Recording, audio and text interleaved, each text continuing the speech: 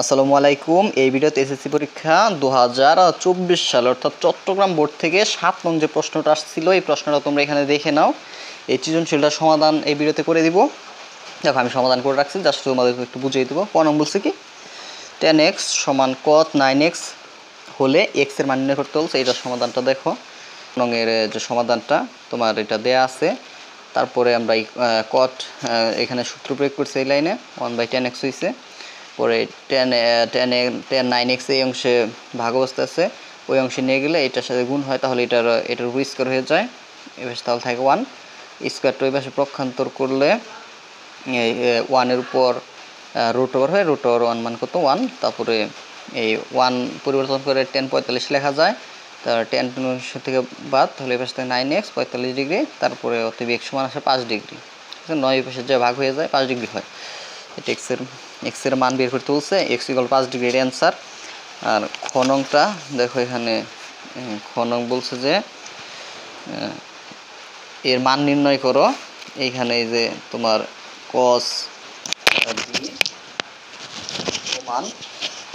b সমান √3 sin b এটা দেয়া আছে। এখান থেকে আমরা ওই মানটা বের করতে পারবো। জাস্ট তোমরা দেখো, একদম সহজ। এটার যে সমাধান এখানে এটা দেয়া আছে, এই সাইন বি পাশে আনছি, cos b নিচে ভাগ হয়ে গেছে। এটা সূত্র হলো cot b √3, cot b = √3 পরিবর্তন করে লেখা যায় cot 30 ডিগ্রি, cot করে অংশতে বাদ b = 30 ডিগ্রি। আমরা এই b = 30 ডিগ্রি এটা এই প্রদত্ত রাশি এটা লিখছি, b এর জায়গায় 30 ডিগ্রি লেখা হয়েছে। পরে এই মানগুলো বসানো হয়েছে এই লাইনে, cos 30 sec 30 এগুলোর মান, sin 30 cos 30 এর মান এই লাইনে বসিয়েছি। পরবর্তী লাইনে 2² 4, 2² কত হয় 4, √² কাটা যায় কত থাকে 3। পরে 1² 1, 2² কত হয় 4, আর √² কাটা থাকে কত 3, 2² 4।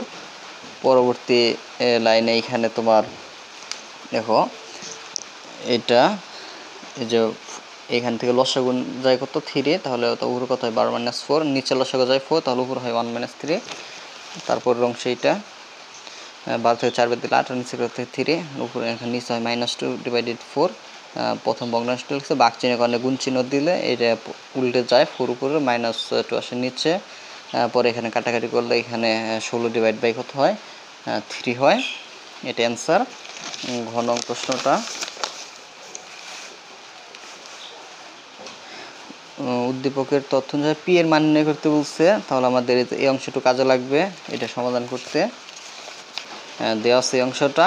পরে আমরা কি করছি, ওই পাশে বর্গ করে দিচ্ছি। পরে এখানে বর্গের সূত্রটা লিখছি, তাহলে এখানে হয় cos² p, পরে √² কাটা থাকে কত 2। তারপরের অংশটা যা আছে লেখা হয়েছে। আর এইটা cos² p এই পাশে আনছি -cos² p, মানে পক্ষান্তর করছি, ওই পাশে কিন্তু থাকে না 0। তারপরে এখানে যে 2 এই অংশটা লিখছি, sin² p এটাও লেখা হয়েছে। এইটুকু সূত্র cos² p 1 - sin² p, আর এই পাশে থাকে 0। পরবর্তী লাইনটা দেখো, এখানে আমরা এই যে ব্র্যাকেটটা তুলে দিচ্ছি, তখন এই মাইনাস দিয়ে ভিতর অংশের গুণ করছি, মাইনাস প্লাসে মাইনাস, মাইনাস মাইনাসে প্লাস sin² p, আর ওই অংশটুকু সব ঠিক আছে। এইখানে এই অংশটুকু দেখো sin² p আর sin² p হয়ে যায় 2 sin² p। তারপরে যে -2√2 এটা 2√2 sin p লেখা হয়েছে। 2 থেকে 1 বাদ দিলে কত থাকে 1, আর এই পাশে থাকে 0। পরবর্তী লাইনে যে এটা আমরা বর্গের সূত্রের মতো করে বর্গের সূত্রের ডান অংশ মতো লেখার চেষ্টা করছি। দেখো যে 2 এইভাবে লিখছি, যেহেতু বর্গের সূত্র বানাবো, তাহলে 2 sin² p কে লেখা যায় √2 এই sin p এর উপর হোল স্কয়ার -2√2। এটা এইভাবে ভেঙে ভেঙে লিখছি, 2 লিখছি, √2 লিখছি, আর sin p লিখছি, আর 1 কে লেখা যায় কি ইন্টু 1 লিখছি, আর 1 কে লেখা যায় 1² = 0। অর্থাৎ বর্গের সূত্রের মতো এই অংশটা করছি, মানে এই অংশরে বর্গের সূত্রের মতো করে লিখছি। পরবর্তীতে এটা বর্গের সূত্র হয়েছে a² - 2b + b²। এটা সূত্র হলো a - b² = 0। স্কয়ারটা ওই পাশে প্রক্ষান্তর করেছি। পরবর্তী লাইনে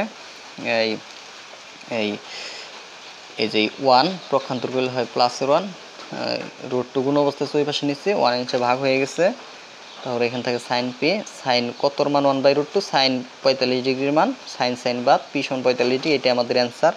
আশা করি আজকের সৃজনশীল সমাধান সকলে বুঝতে পারছো।